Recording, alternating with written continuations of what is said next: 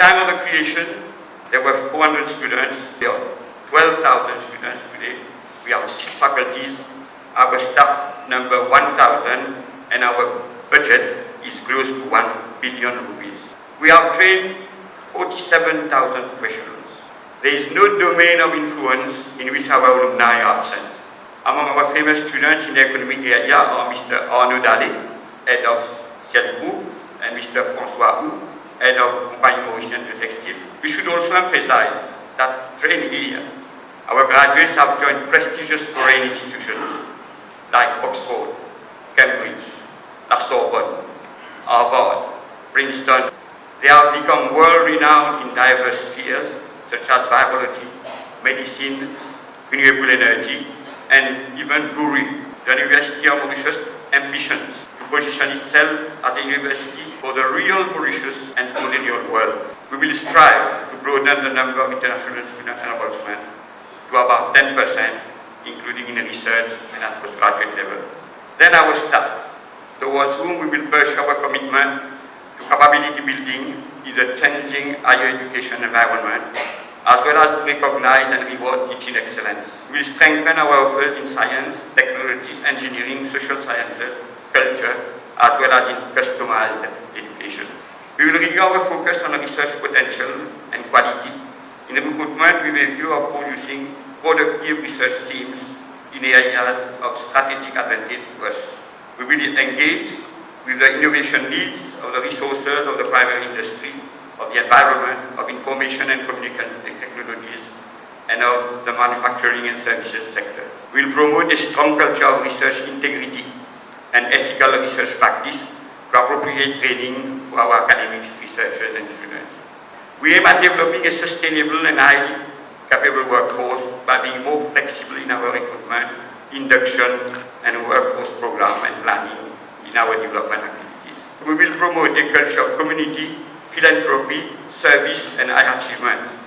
We are conscious that we have to open ourselves more to the region, to Africa, and to the world.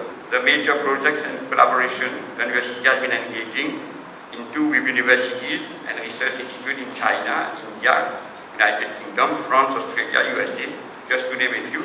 Another forthcoming one, actually tomorrow, we are going to sign an MOU with Professor Jeffrey Bolton, President of the Scottish Association of Marine Sciences, for the development of projects in the marine area. For our long-term sustainability, we need growing endowment and other donations. We will create special funds and invite our past students and other members of the Mauritian community to allow us to become self-sustaining. Promotion of culture will be one of our priorities, and already next year we are setting up a BA honors course in music, which should lead to a national youth orchestra and hopefully to a symphony orchestra. Improve communication of research activities and providing our research achievement through interactive events and on-campus media to ensure university-wide coverage. We have a deficit of communication, and we have to address this as one of our priorities. My priorities double-fold. Being myself an honorary graduate holder of the Doctor of Civil Law honoris causa of this university, as you have just been told. At the very outset, I wish to congratulate the University of Mauritius for its outstanding 50 years of existence and for its remarkable transformation of our country throughout the past 5 decades. If we look back in history, we will find that at every step of our country's development, this university has supported government's agenda in the creation and building up of each successive economic sector, be it agriculture, manufacturing and textile, tourism and hospitality, financial services and ICT. The university has always responded promptly to the needs of the country in line with the government's program. Today, as my government has taken the commitment to develop yet another new sector to become the next pillar of our economy, the ocean sector, I am pleased to note the leading role being played by the University of Mauritius.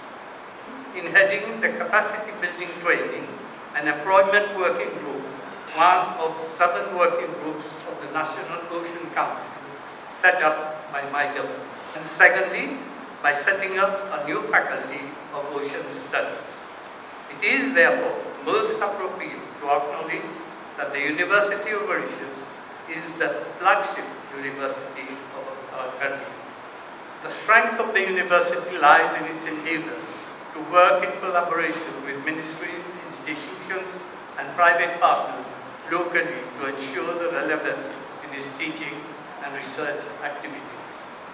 The University of Mauritius has not only learned from foreign universities and institutions with which it has developed close links, but it has also proved its training capacity on the international front. As Mauritians, we are proud that our university has, in a way, participated in the development of Brazil's sugar industry, Brazil being today the largest sugar producer of the world. Many alumni of this university have occupied and are still occupying key positions as policymakers in the country.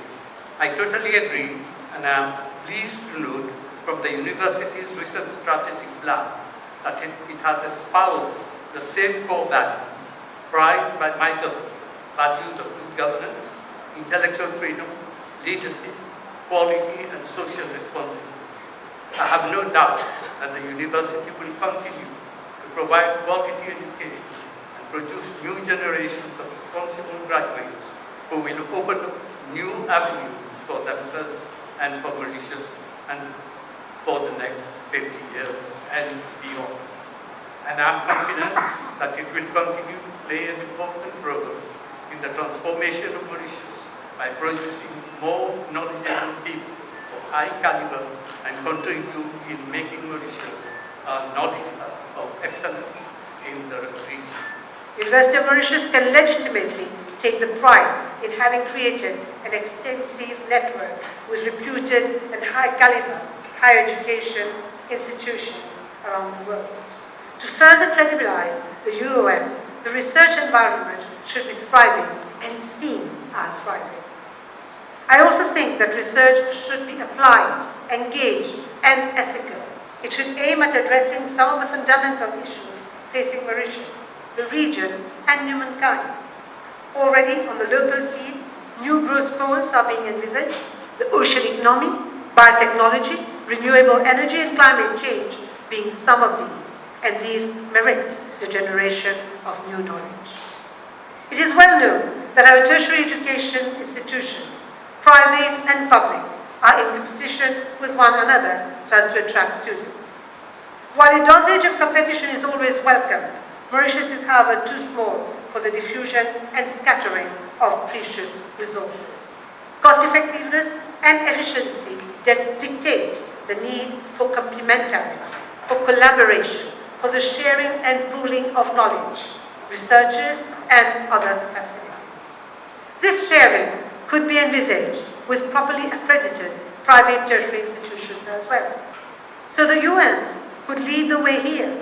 You are the premier institution that other institutions already look to for awarding and benchmarking purposes, for example.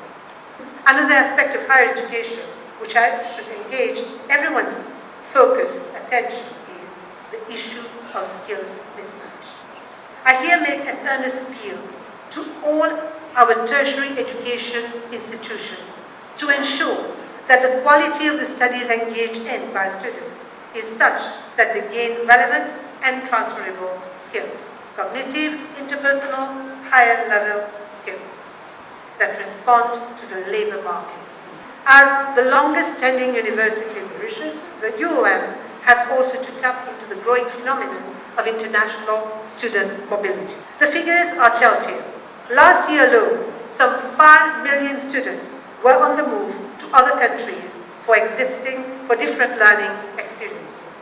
Across the Organization for Economic Cooperation and Development, approximately 8% of all students in tertiary education were international students. The projection is for the number to reach 8 million by 2025. Our proximity to the African continent should be maximally utilized, especially since university-age students across Africa are predicted to double from the current 200 million to 400 million by 2045. The possibilities are enormous if we can present ourselves as a quality tertiary education provider.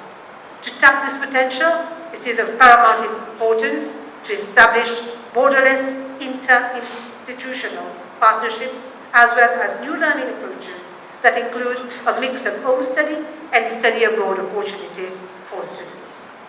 This new context also explains our willingness to have brand institutions setting up campuses locally.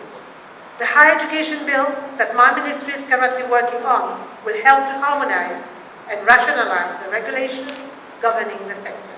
This bill is founded on the principles of efficiency, effectiveness, transparency, amongst others.